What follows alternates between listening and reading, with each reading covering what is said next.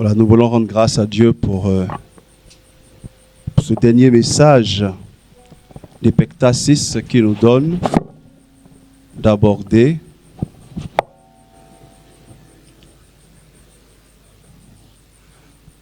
en lieu et place de l'homélie. Donc, nous allons proposer ce dernier enseignement dont le thème sera la tempérance et la colère.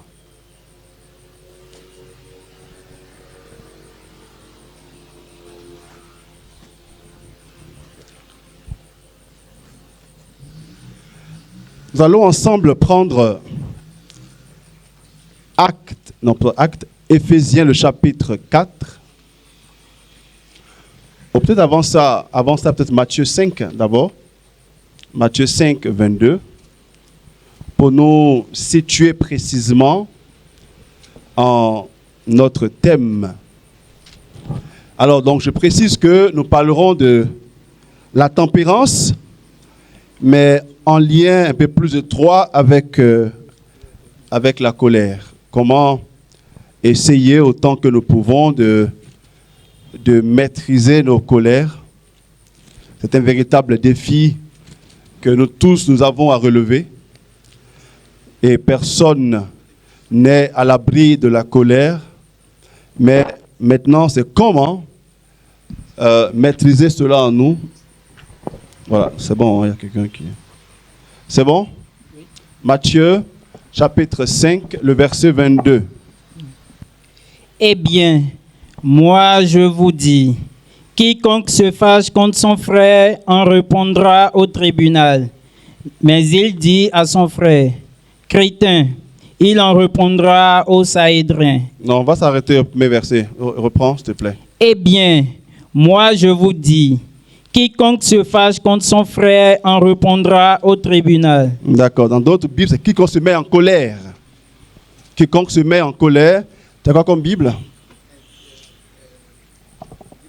Africaine? Qu'est-ce qu'ils disent quoi là-bas? Et moi, je vous le dis, quiconque se met en colère contre son frère en répondra au tribunal. D'accord. Donc là, on a la Bible africaine. Nous avons la Bible Jérusalem, c'est ça? Oui. Toi, tu as quelle Bible, toi? Liturgique? D'accord. Sois prêt aussi éventuellement à lire. Donc là, il est clairement dit par le Christ que quiconque se met en colère. Et déjà, comment? Il est comment? Répondra au tribunal. Sera passible de jugement. La colère simplement. On peut nous juger sur la seule base de la colère. Et l'apôtre Paul va le redire et le confirmer en Éphésiens le chapitre 4, verset 31. Qu'est-ce qu'il dit l'apôtre Paul? Éphésiens 4, 31.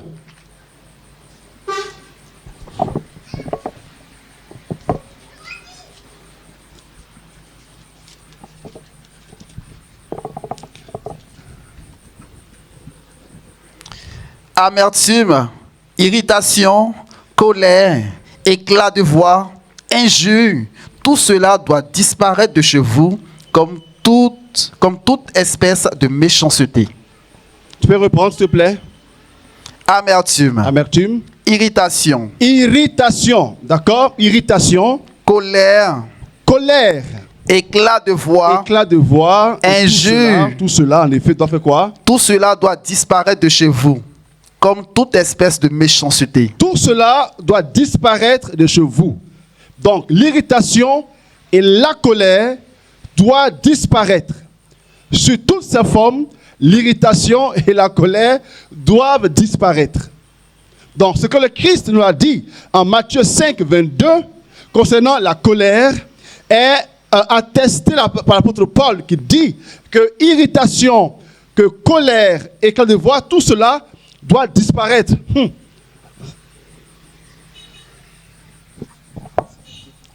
J'aime dire que la parole de Dieu, voyez frères et sœurs, ce n'est pas un gâteau. La parole de Dieu n'est pas un gâteau qu'on coupe en plusieurs parts et pour lequel chacun choisit sa part en fonction de ses préférences linguistiques. Où certains prennent la partie où il y a le chocolat, d'autres prennent la partie où il y a la fraise ou je sais pas, autre chose. Non! La parole de Dieu, c'est un gâteau, c'est vrai, mais qu'on doit manger dans son entièreté. Ça veut dire que nous avons à être sensibles à toute la parole de Dieu, sans exception. Le Christ dira en Matthieu, non? Que Matthieu 5, 17, que le Fils de Christ n'est pas venu pour abolir la loi, mais pour l'accomplir. Et il ajoute en disant que pas un seul iota de la loi, donc la parole de Dieu, ne sera enlevée. Pas un seul iota. Ça veut dire que chaque iota de la parole de Dieu est important. Et donc c'est toute la parole de Dieu qui doit avoir un effet bouleversant sur nous. C'est vrai qu'on n'a pas les mêmes dispositions à la parole de Dieu, à toute la parole de Dieu en même temps. Non. Personne ne sera disponible et disposé en même temps à toutes les paroles. C'est progressivement que le Seigneur se révèle à nous. Et ça, c'est la vie. Dans la vie, on ne comprend pas tout de suite. Mais c'est progressivement. Même à un enfant. À un enfant, on n'apprendra pas à faire des choses d'adulte. D'abord, on va lui apprendre à être un enfant normal, à faire des choses normales, à faire des erreurs d'enfant. Et c'est au fur et à mesure qu'on lui dira que ce qu'avant on te tolérait, écoute, aujourd'hui, ce n'est plus possible. Parce qu'aujourd'hui, tu as une disposition qui peut t'amener à comprendre que ceci n'est plus normal comme avant. Et c'est comme ça que la parole de Dieu aussi agit. Cette parole agit en nous progressivement. Colossiens 3, verset 8, l'apôtre Paul va continuer à nous dire ce que le Seigneur pense de la colère et quelle attitude nous devons avoir. Eh bien, à présent, vous aussi, rejetez tout cela. Colère, emportement, c'est bon, malice. c'est bon. Rejetez tout cela. Colère, emportement. Frères et sœurs, est-ce que, autant que nous pensons que la fornication est un péché, autant que nous pensons que l'adultère est un péché, que le vol est un péché, est-ce que nous pensons autant que la colère et l'emportement sont des péchés? La colère fait partie des 7 péchés capitaux, contre lesquels nous avons aussi à lutter. Il dit rejeter tout cela, c'est-à-dire la colère, l'emportement. Et ce même apôtre Paul va continuer encore en Galates 5. Galates 5, versets 19 à 20. Il va encore dire des choses sur la colère. Ouais, ce n'est pas une parole isolée.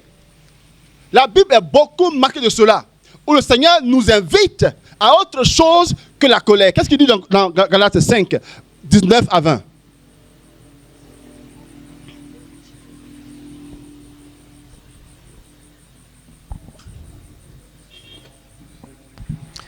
On les connaît, les œuvres de la chair. Voici les œuvres de la chair. Alors, par les œuvres, il faut comprendre quelques œuvres. L'apôtre Paul cite quelques œuvres, c'est pas complet, mais quelques œuvres quand même qui sont importantes. Lesquelles? Libertinage, d'accord, impureté, d'accord, débauche, tout ça, idolâtrie, magie, haine, discorde, jalousie, emportement, rivalité, dissension, d'accord, faction, envie, beuverie. Mais je pense que il y a un mot que tu as loupé. Tu peux reprendre ça? Monsieur l'abbé, soyez assez vif, hein? Pour un abbé, c'est un peu lent. Or, on sait bien tout ce que produit la chair. Fornication, impureté, débauche, idolâtrie, magie, haine, discorde, jalousie, emportement, dispute, dissension, scission, sentiment d'envie. Alors, dans quelle Bible, trouvez-moi le mot, dans quelle Bible il est clairement dit colère? Est-ce que dans ta Bible, monsieur, Il n'y en a pas? Mais il y a emportement? Il y a emportement? Il y a une Bible, je n'ai pas noté, où c'est mis clairement colère. Est-ce que c'est pas dans le second? Colère et emportement. Ils sont comment? Ça, c'est mieux, c'est rien à passer. Colère et emportement. Donc, l'apôtre Paul cite parmi les autres de la chair la colère et l'emportement. Mais en lieu et place de cela, qu'est-ce qu'il nous dit comme fruit de l'esprit? Donc, bonne attitude intérieure à avoir. Galates 5, verset 22. Qu'est-ce qu'il dit clairement? Dans la Bible Louis II, mais le fruit de l'esprit, c'est l'amour, la joie, la paix, la patience, la bonté, la bénignité, la fidélité, la douceur. La douceur. Donc, en lieu et place de la colère, l'apôtre Paul nous propose la douceur et la tempérance. Et la tempérance. Voilà. La douceur et la tempérance. Mais dans d'autres Bibles, on parle de douceur et maîtrise de soi. D'autres encore, on parle de maîtrise de soi. C'est ce que j'ai bien dit.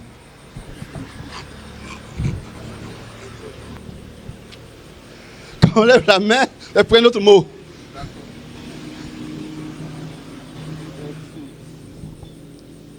Et l'apôtre Paul va en effet plusieurs fois dire qu'il nous faut nous ouvrir à la douceur. Une vérité, quand elle est dite, il nous faut la dire dans la douceur. Hassan, c'est un projet, hein? Le mot, il est doux. Il est doux à dire, douceur. Le mot, il est joli à entendre, douceur. Mais la pratique n'est pas évidente. Amen. N'est-ce pas? Douceur.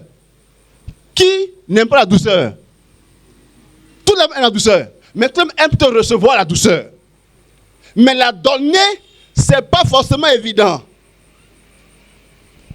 Mais c'est cela, par contre, que le Seigneur nous invite à faire. Ça montre que la colère n'est donc pas une bonne chose. Et si le Christ nous invite à l'éviter, eh bien c'est parce que lui-même, il s'est aussi efforcé à vivre dans un esprit de douceur. Sauf peut-être une fois. N'est-ce pas? Sauf peut-être une fois qu'on trouve en Jean le chapitre 2, les versets 13 à 16. Au moins une fois, le Christ a été en colère. Et cela suit pour d'autres pour dire que, écoute, même le Christ a été en colère. On aurait pu même parler de la colère de Dieu dans l'Ancien Testament. Mais là encore, c'est un enseignement à part qui demanderait qu'on prenne le temps d'expliquer ce que la Bible, dans l'Ancien Testament, désigne par colère de Dieu.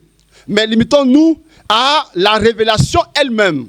Limitons-nous à celui qui résume toute la parole de Dieu, c'est-à-dire Christ. Qu'est-ce qu'il a eu comme comportement face à la colère? Jean 2, 13 à 16. Qu'est-ce qu'il dit? Monsieur l'abbé.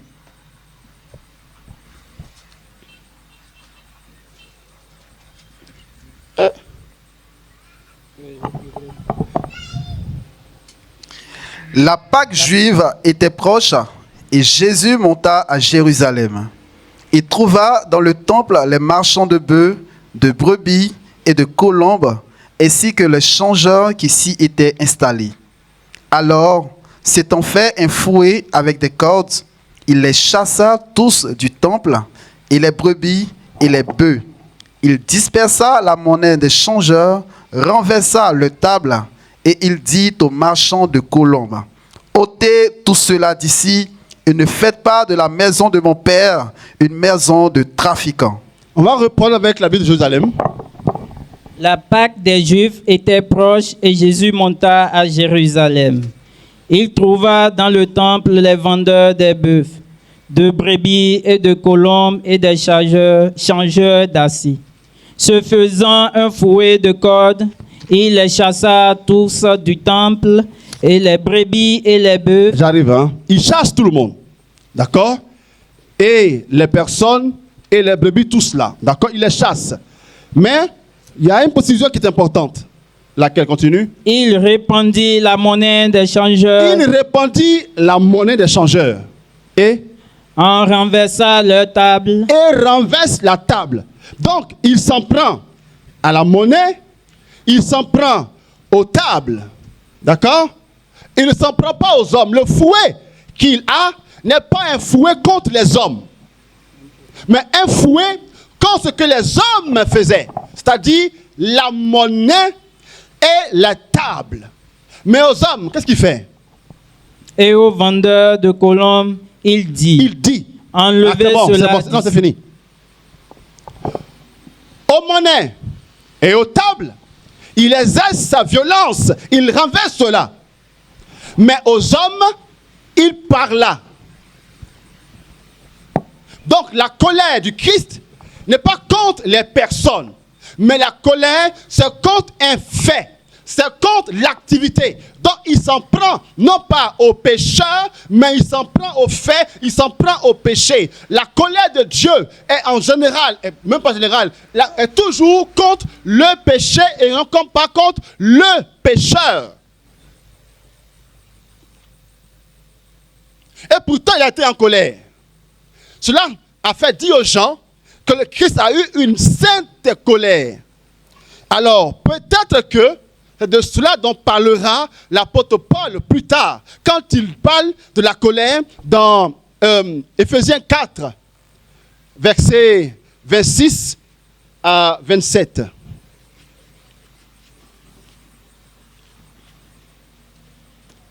Que dit l'apôtre Paul? Qui peut nous aider à comprendre l'attitude du Christ. Éphésiens 4, 26, 27. Emportez-vous, mais ne commettez pas le péché. Emportez-vous. Soyez en colère. Mais quoi? Mais ne commettez pas le péché. Mais ne commettez pas le péché. C'est-à-dire, il y a une forme de colère qui n'est pas péché. Il y a une forme de colère qui n'est pas péché. Et Paul dit, c'est possible que vous soyez en colère. Mais veillez à ce que cette colère ne se transforme pas en occasion de péché. Il y a des colères qui peuvent être pas péché. Et c'est cela que l'apôtre Paul nous invite à avoir. Amen. Amen. Amen. Alors, frères et sœurs, le but maintenant est de pouvoir voir c'est quoi cette colère-là qui peut ne pas nous conduire au péché. Et pour mieux percevoir cela, car si le Christ a eu une sainte colère, nous aussi, nous avons donc peut-être à être en colère, mais à savoir être en colère. L'apôtre Paul, en citant ce passage de Hébreux 4, verset 27, reprenait un autre passage du psaume 4, le verset 5. C'est le psaume 4, verset 5 que l'apôtre Paul ici a repris. Alors, tu as trouvé le psaume 4, verset 5? Donc, je reprends pour dire que ce passage de Éphésiens 4, verset 26 à 27, où l'apôtre Paul dit, soyez en colère, mais ne péchez pas. La suite est que, afin que le diable n'ait pas de quoi vous éprouver, un truc comme ça. Et ça, c'est une reprise du psaume 4, le verset 5 qui dit quoi? Frémissez et ne péchez plus. Frémissez et ne péchez plus. Parlez en votre cœur. Non, ça ira. Après, on va voir ça. D'accord? Il dit quoi? Frémissez et ne péchez plus. Et ne péchez plus. Plus. Ou pas? Plus. Qu'est-ce qu'il dit ici? Frémissez et ne péchez pas. C'est pas. Ok? Et toi, qu'est-ce qu'il dit? Tremblez et ne péchez pas. Tremblez et ne péchez pas. Voilà, donc on va prendre le pas. D'accord? Mais Paul ne dit pas tremblez. Il dit soyez en colère. Pourquoi? Parce que ici, le hébreu a une traduction. Non, pas hébreu. Le psaume a une traduction en hébreu. Dans le hébreu, on dit trembler. Mais le grec qui a traduit le psaume a dit plutôt soyez en colère. Mais les deux se ressemblent. Hein. Quand on soit en colère ou qu'on dit trembler, c'est trembler de colère. Le psaume veut dire trembler de colère, mais ne péchez pas.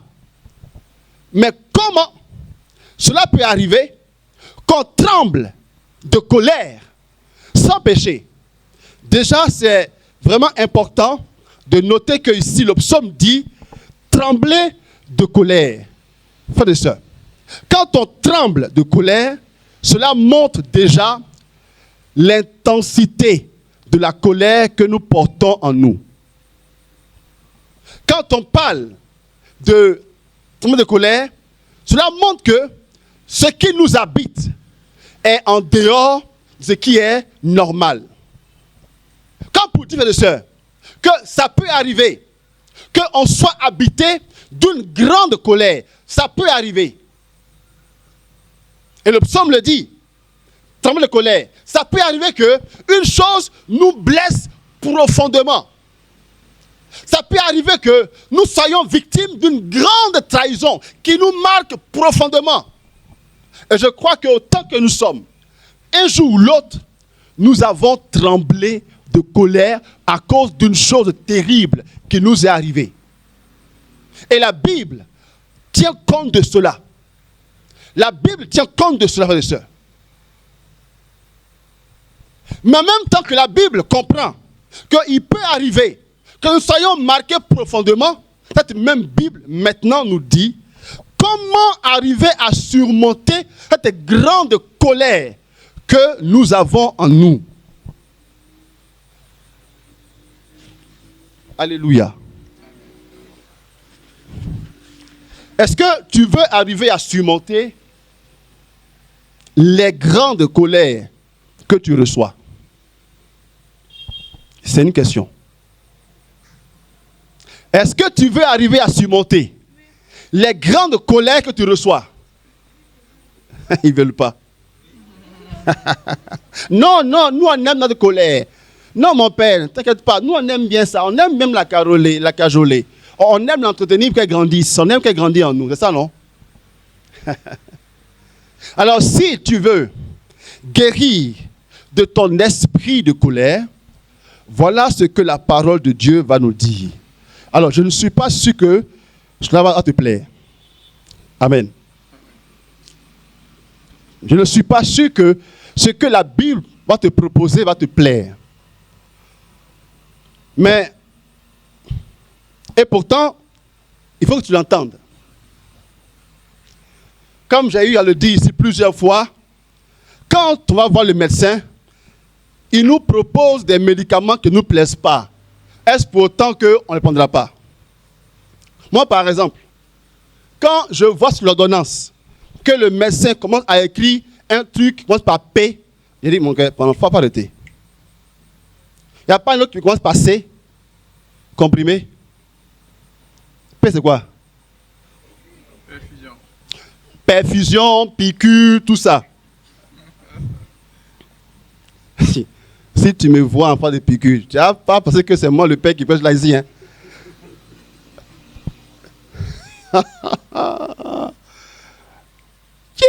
La dernière fois, il y a combien de 2-3 mois, on lui fait une piqûre. Non. Il y a du renfort. Mais pourtant, c'est nécessaire. Amen. Ce que maintenant je vais te dire va pas te plaire, mais c'est nécessaire. Et aussi longtemps qu'on ne va pas se laisser bousculer, déranger par la parole de Dieu, aussi longtemps on va demeurer dans nos mêmes situations. Qu'est-ce que, on va répondre le psaume. Le psaume 4, verset 5. Qu'est-ce qu'il dit? Frémissez, ok? Et ne péchez plus. Tu as en toi une grande colère. Que ce soit une colère ponctuelle là maintenant ou un truc qui demeure en toi. Ok? Mais ne péchez plus. Et alors? Parlez en votre cœur, sur votre couche, faites silence. Reprends ça. Parlez en votre cœur, sur votre couche, faites silence. Tu comprends ou pas? Reprends ça. Parlez en votre cœur, sur votre couche, faites silence. En fait, le psaume veut dire que tu peux être en colère. D'accord? Mais il faut que tu arrives à contenir la colère à l'intérieur de toi.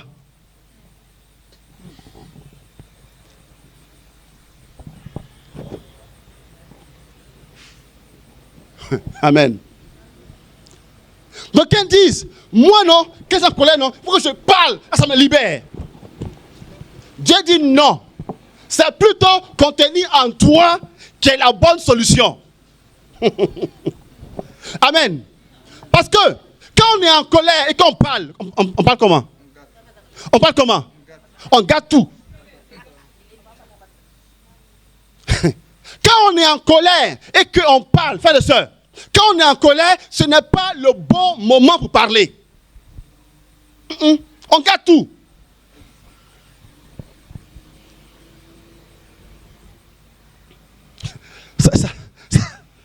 Je me souviens d'une fois, je voulais parler à quelqu'un qui a fait un truc qui n'était pas bien. Alors, dans mon esprit, je ne pensais pas lui parler bizarrement. Dans mon esprit, j'allais lui parler calmement. Sauf que, il y avait en moi quelque chose qui était déjà dérangé et qui bouait en moi. J'ouvre la bouche pour parler bien, mais non, il y a la colère qui est en moi. Ce que je pensais dire de bien s'est transformé en autre chose. Non, frère et sœur, quand on est en colère, ce n'est pas le moment de parler. Parce que par la colère, il y a 90% de malchance que tu gâtes la chose plus qu'avant.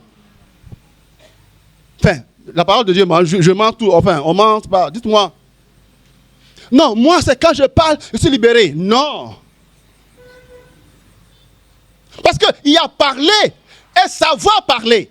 C'est quoi le plus important? Parler ou bien trouver la solution. Frères et sœurs, quand on parle, ce n'est pas pour se faire justice. Quand on parle, c'est d'abord et avant tout pour trouver une solution.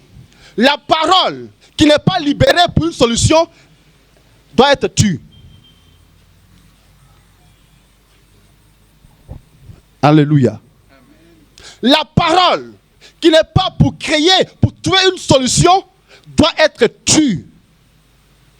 Beaucoup pensent que c'est à l'extérieur qu'ils vont trouver la justice ou la paix. Frères et sœurs, la justice n'est jamais à l'extérieur. La justice est toujours à l'intérieur de moi.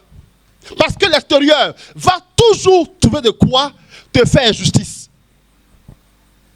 Donc aussi longtemps qu'on pensera qu'on va trouver la justice et la paix et la raison à l'extérieur, frères et sœurs, on va toujours aller de blessure en blessure, de colère en colère. Là pourquoi le Christ nous le dit, la parole nous le dit, quand on veut trouver la paix, donc quand on veut que ma colère ne soit pas une colère de péché, c'est de pouvoir contenir ça en moi. Il dit quoi? Qu'est-ce qu'il dit? Parlez en votre cœur. Parlez en votre cœur. Sur votre couche, faites silence. Qui a parlé? Est-ce le Père qui a parlé? Qui a parlé? C'est la parole de Dieu, frères et sœurs. On n'est pas responsable des blessures qu'on reçoit. On n'est pas responsable des coups qu'on reçoit. On n'est pas responsable des colères qui sont produites en nous. Mais on est responsable de la gestion de tout ça maintenant. Amen. Quand quelqu'un prend un bois qui te tape, ce n'est pas toi qui es responsable de cela. Mais tu peux choisir ou pas de crier ou de...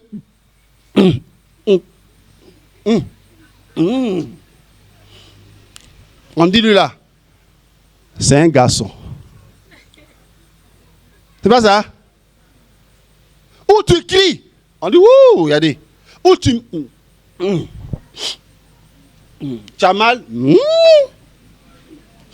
même pas.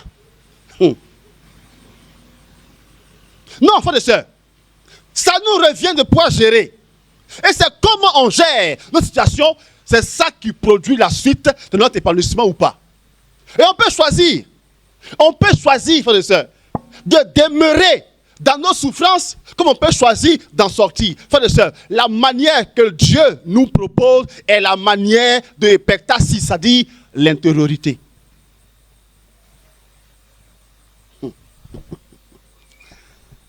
Tu comprends pas? Tu comprends, dit? Tu comprends pas?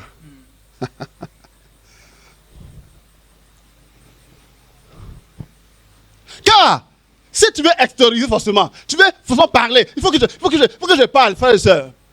Plus tu vas parler, l'autre aussi va reparler, et tu vas encore reparler, et va reparler, et c'est la guerre Russie-Ukraine. Amen. Et c'est ça, il me semble, que Trump le fait comprendre à Zelensky. Pour dire, Joe, regarde ton peuple souffre. Pose un acte. En fait, frères et sœurs, les guerres sont tenues par des choses minces comme ça. Choses minces comme ça. La guerre entre l'Ukraine et la Russie, des choses minces comme ça. Comme en Côte d'Ivoire. Il est sur la liste. Il n'est pas sur la liste. Il est sur la liste d'eau. C'est big qu'il te faut. Est-ce que c'est big qu'il te faut? Tu veux quel stylo? Big ou bien chose? Vous voulez quoi? Vous voulez quoi? Dites-nous. On va payer pour donner. Si c'est encre qu'il vous faut là, vous allez écrire ça fini. Parce qu'à cause de encre, il se peut qu'il y ait des morts et des morts et des morts. Et tu veux ça finir? Ça a fini. Hey. Alléluia. Je ne sais pas, demandez-leur quoi. Qu'est-ce qu'il faut? Papier ou bien c'est quoi? On va cotiser, nous on peut aider, on va contribuer.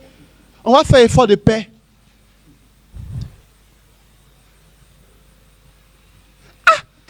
Dans le temps, on dit juste, pardon, hein. Est-ce qu'on peut juste recompter? On est pourquoi? 3000 morts. Aujourd'hui, on dit qu'il y a un problème de liste électorale. D'autres disent recomptons. D'autres disent pourquoi? Ça coûte quoi de recompter? Ça coûte quoi de recompter? Attends, une seule vie ne vaut pas toutes ces choses-là. Une seule vie, ça ne vaut pas ça. Donc, recomptons tout ce qu'on doit faire. Les problèmes là sont minces comme ça. Mais on manque ceci. On manque de faire comme le psaume nous dit.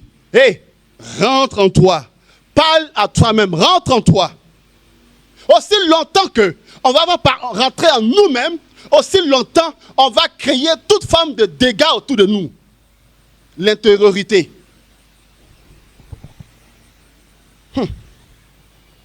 Amen pour pas amen. Ok, d'accord, je comprends. Tu veux parler, c'est ça? Tu veux parler, c'est ça, non? Tu veux extérioriser, c'est ça? C'est ça, non? Tu veux parler, c'est ça? Ok, petit, relis-moi le même psaume là. Tu veux parler, c'est ça? Tu veux parler, hein? Non, dis-moi, tu veux parler ou pas? Ok, qu'est-ce qu'il dit?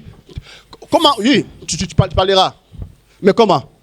Parlez en votre cœur, sur votre bouche. Fini.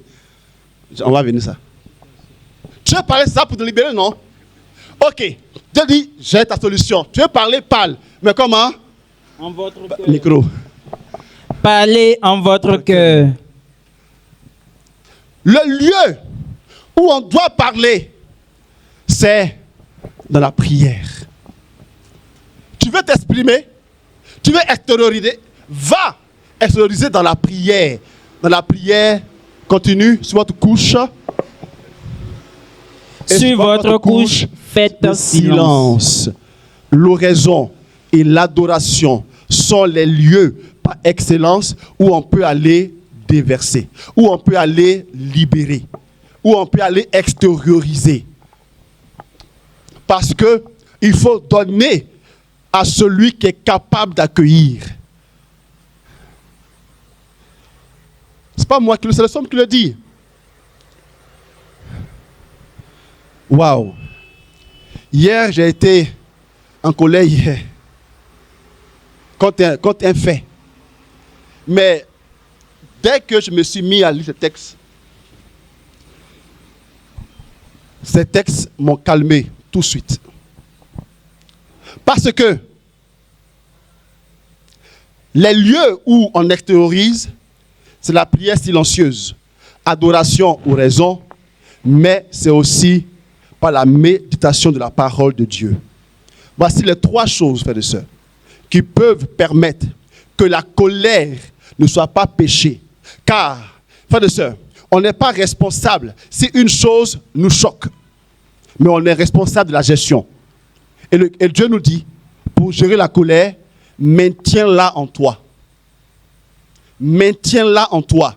Et c'est pour cela que l'apôtre Paul nous dit que le Christ, dans sa chair, a tué le péché. Dans sa chair, donc en lui. Frères et sœurs, on ne peut pas tuer ce qui veut nous tuer, si ce n'est de le tuer en nous. On ne tue pas le péché à l'extérieur, on le tue en nous. Voilà pourquoi je m'évertue à parler d'intériorité. L'intériorité, c'est notre monde.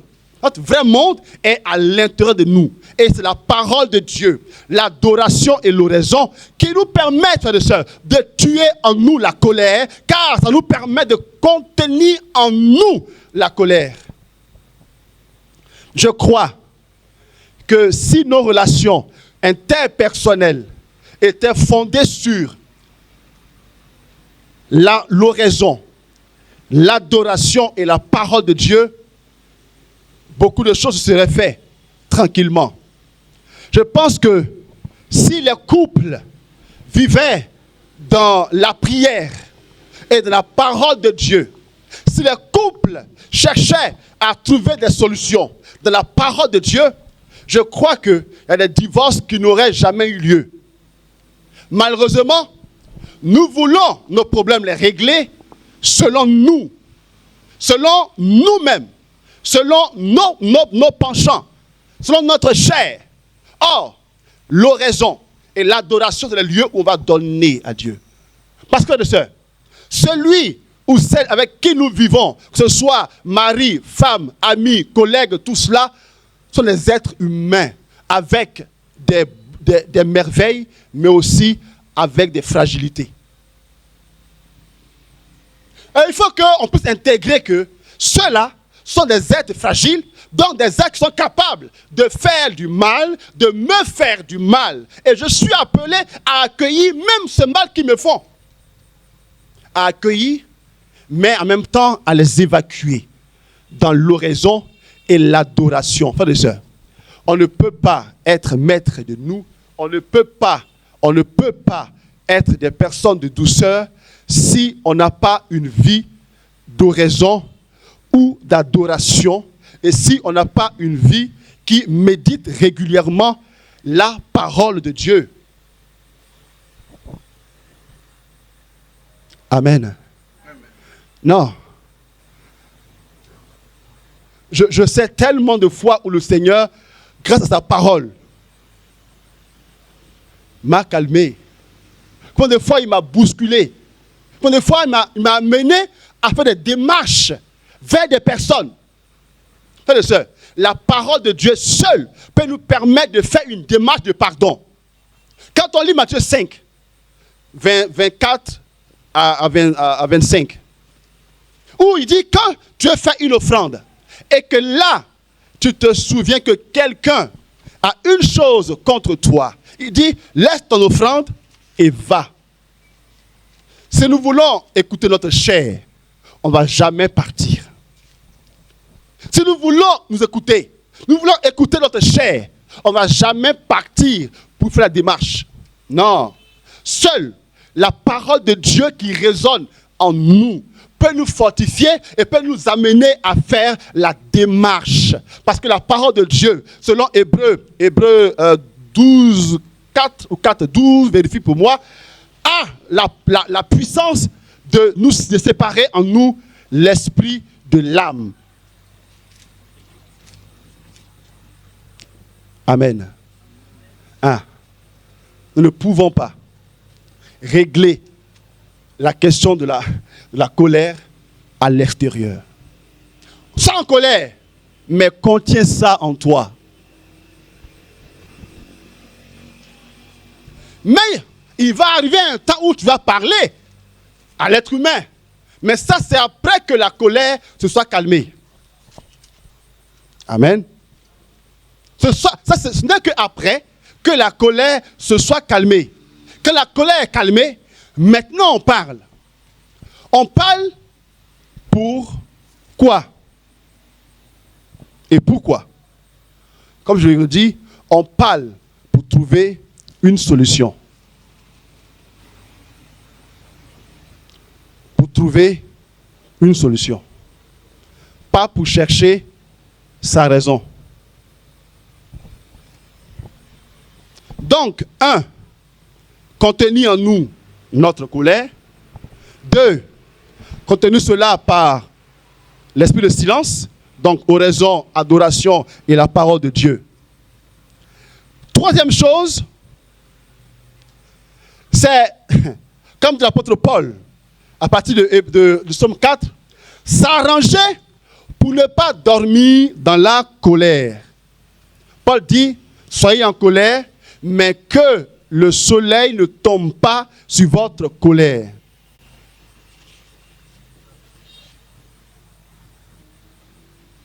Ça veut dire rentrer dans une forme de combat spirituel. Rentrer dans une forme de combat spirituel. Dans une forme de combat spirituel. S'arranger. Frères et sœurs, lorsque on tremble de colère, il faut se battre pour ne pas que on dorme sur ça. Il faut se battre. Frères et sœurs, la vie chrétienne est un combat. Il faut se battre. Est-ce que toi et moi, nous nous battons assez contre la colère? Et contre l'esprit de colère. En principe, si on a conscience de ce qu'on vit dans l'oraison ou l'adoration, normalement, on ne peut pas passer dans l'adoration et demeurer fâché. Pas possible. Ce n'est pas possible. Ce n'est pas possible. Non. Ce n'est pas possible. Voilà pourquoi il nous faut faire l'adoration tous les jours. On ne peut pas passer dans l'adoration et demeurer fâché. Non. Si on comprend le sens de l'adoration, si on comprend le sens de l'adoration, si on comprend ce qu'on y vit, on ne peut pas. Si tu sens que la nuit est en train de venir et que la colère est encore là, mais va adorer, tu vas voir. Va adorer. Va donner à Dieu, tu vas voir la paix qui va te revenir. Ce sera une paix puissante. On ne peut pas dormir avec cela. Ça veut dire l'intervention du pardon. L'intervention du pardon. Ne pas dormir sous sa colère veut dire évacuer. Donc, pardonner avant de dormir, c'est un combat. C'est un effort. Et la vie chrétienne est aussi une vie d'effort. C'est aussi une vie d'effort. Non, le pardon n'est pas toujours évident. Ce n'est pas toujours évident. Comme aussi le Christ, en payant le prix, ce n'était pas pour lui évident.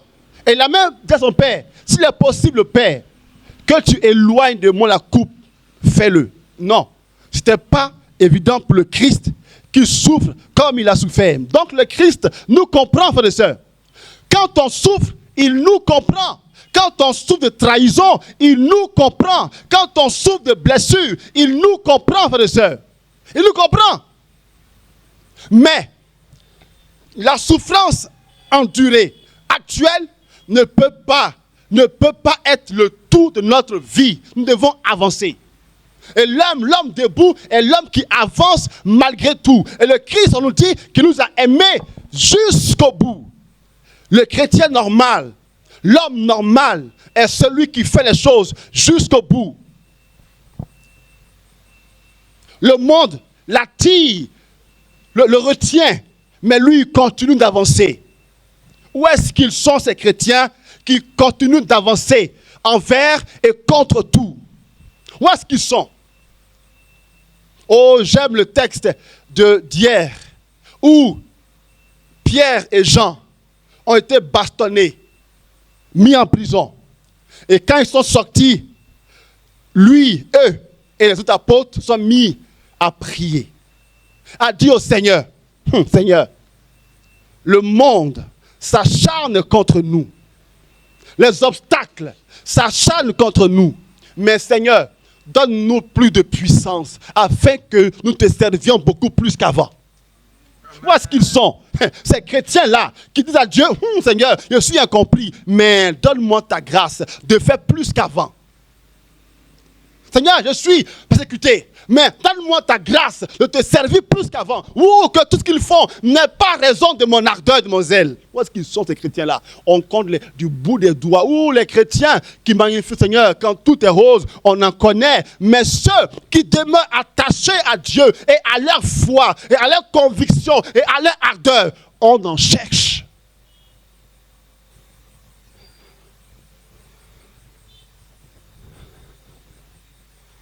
Le combat spirituel pour le pardon et pour la libération intérieure.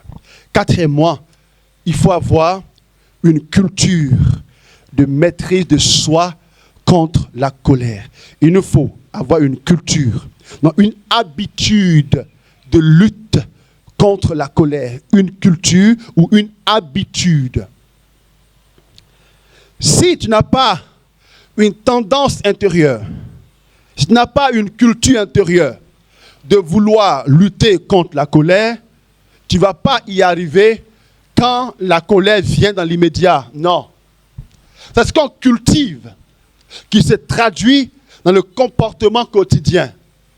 De sorte que si en toi il y a une culture de lutte contre la colère, quand la colère vient, tu n'es pas fier de toi. Tu te répands et tu continues. Mais quand tu n'as pas une culture intérieure contre la colère, quand tu es en colère, tu es à l'aise.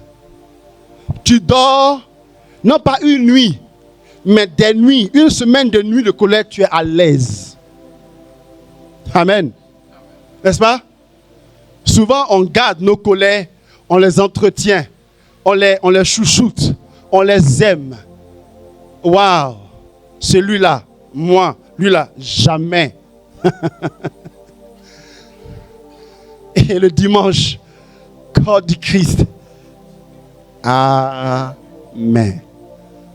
Sais-tu que le corps du Christ là est corps du Christ parce qu'il a dit à la croix, Père, pardonne-leur. Je suis en train de mourir. C'est eux qui me tuent. Je souffre terriblement. Eux, ils me trahissent. Pierre n'est pas là. Jacques n'est pas là. Tel n'est pas là. Mais Père, pardonne-leur, car ils ne savent pas ce qu'ils font. C'est au nom de ça que tu dis corps du Christ. Amen. Amen.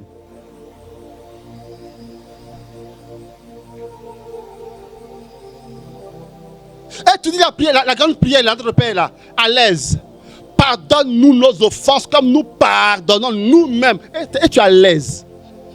Ton alaisité va te conduire où tu dois.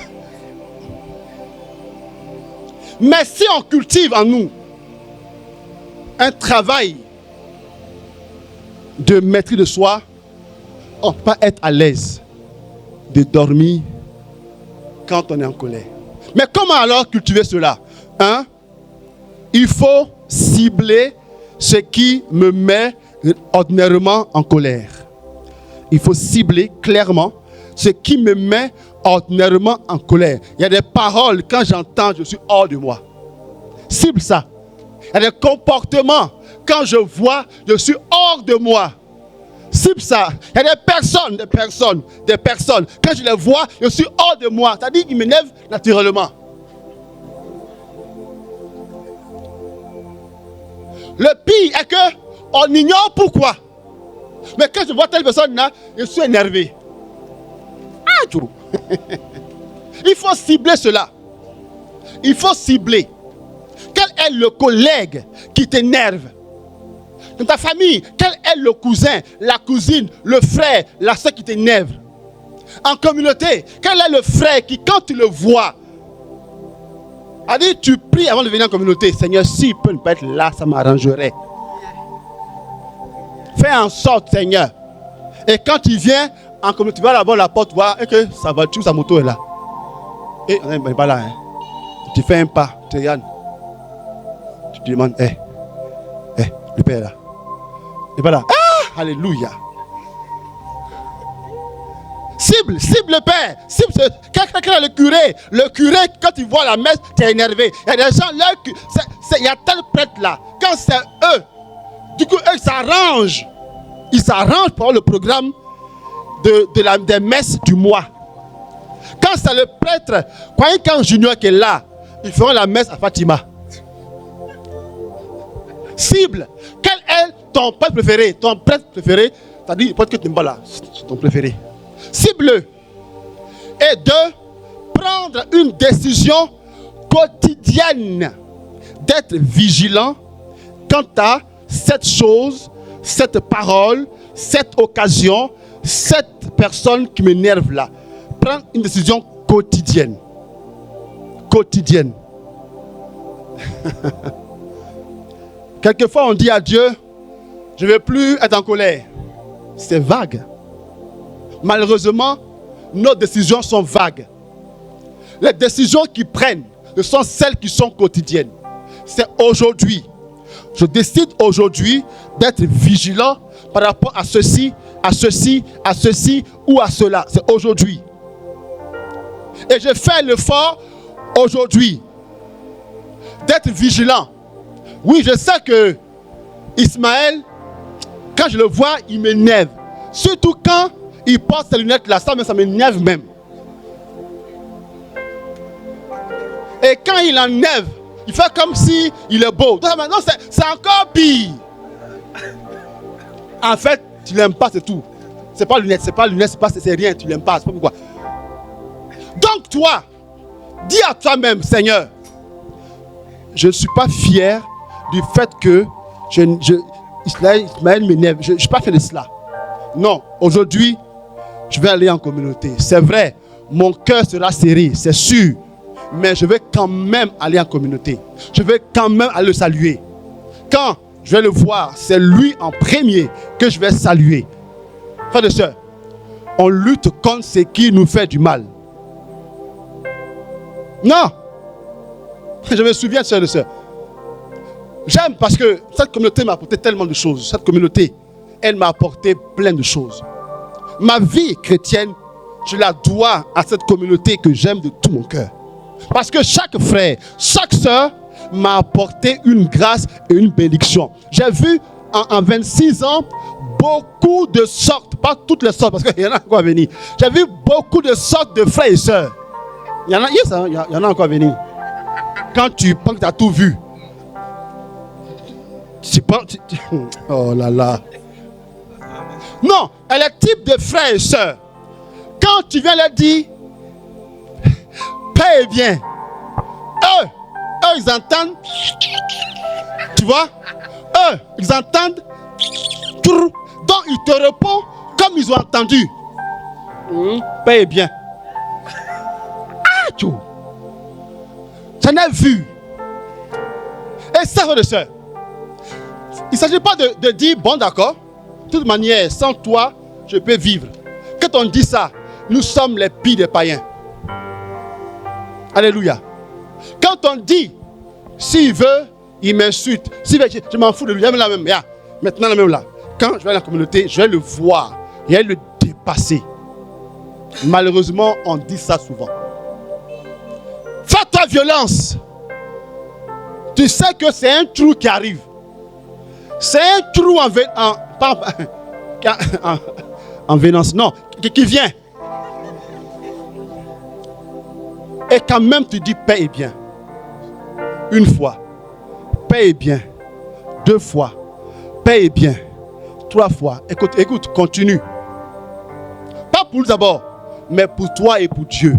Convainc-toi toi-même que ton cœur est libéré de lui. Vigilance. Donc, 1, cibler. 2, décision quotidienne d'être vigilant. 3, décision quotidienne de prier pour avoir la maîtrise de soi par rapport à telle ou telle situation.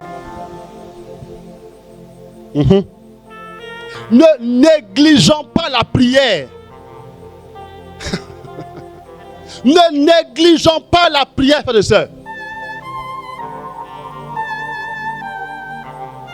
Je me souviens de ce confrère en France qui est étrange, qui aime mal parler. Et moi, jeune prêtre, j'avais 4 ans d'ordination, lui c'est un prêtre de 30 ans d'ordination. Et en Afrique, quand même, on a ce respect du droit, quand même, des aînés. Et je ne vais pas lui répondre comme lui, il parle habituellement. Un jour, il m'a pris à partie, il m'a bien lavé. J'ai avalé. D'accord? Dis à ton frère, apprends à avaler. Ah, dis-lui ça, apprends à avaler, Joe. Apprends à avaler, Joe. Mais il savait que s'il continue comme ça, il aura raison de moi. Amen. Mais il ne faut pas qu'il ait raison de moi. Parce que mon être ne doit pas être falsifié par quelqu'un. Amen. Écoute-moi très bien. Écoute-moi. Que ton être ne soit jamais falsifié par quelqu'un d'autre. Que ton être ne soit jamais dénaturé par quelqu'un. J'ai dit, je refuse que ce prêtre me dénature. Alors, solution. Avant chaque réunion, je fais une oraison de gloire. Oui. Quelqu'un ici me connaît bien de mes oraisons. Et une de mes soeurs ici, la soeur Evelyne qui connaît ma oraison avec l'oraison. Oui. Et elle sait aussi un fait qui est arrivé en 2002. Tu te souviens? En 2002, avec Étienne. Si. Je fais, et l'oraison, il a dit à Dieu, Seigneur, je ne veux pas me laisser déterminer. Je ne veux pas me laisser aller dans la colère contre ce prêtre. Quel que soit ce qu'il va me dire, je ne veux pas me laisser emporter. Et je priais à chaque fois. Et puisque je priais à chaque fois, j'étais toujours donc dans les dispositions pour accueillir tout. On ne peut pas résister contre la colère si on ne prie pas. Ce n'est pas possible. Il faut qu'on prie jusqu'au bout pour avoir la maîtrise de foi. Amen. Voilà, je m'arrête là. Et j'ose croire que cela va nous aider. Va nous aider à tenir dans la maîtrise de soi. Et quand même, je vais quand même donner un petit mot en grec. Quand même, il faut qu'on finisse avec le grec, hein, Asen. La maîtrise de soi, je dis en grec, egkrateia. Egkrateia. Maîtrise de soi. D'accord? Et celui qui est maître de soi, on l'appelle egkrates. Egkrates. Ça veut dire quoi? Egkrates veut dire celui qui a une force en lui-même. Qui a une force en lui-même. Ceux qui sont maîtres d'eux-mêmes, ce sont ceux qui ont une force en eux-mêmes. Donc, lorsque le Christ nous dit, quand on te gifle sur la joue gauche, tends la joue droite, ce n'est pas un signe de faiblesse. Au contraire. Quand on t'insulte, que tu ne réponds pas, que tu contiens en toi, ce n'est pas un signe de faiblesse, c'est un signe de force. Seuls les forts peuvent contenir en eux leur colère. Que dans cette Eucharistie, Dieu nous aide à être des personnes egkrates. Ou, comme ce pluriel, engratai. Mais bon, c'est ça. Que le Christ nous aide à nous dominer et à être des chrétiens selon son cœur. Amen.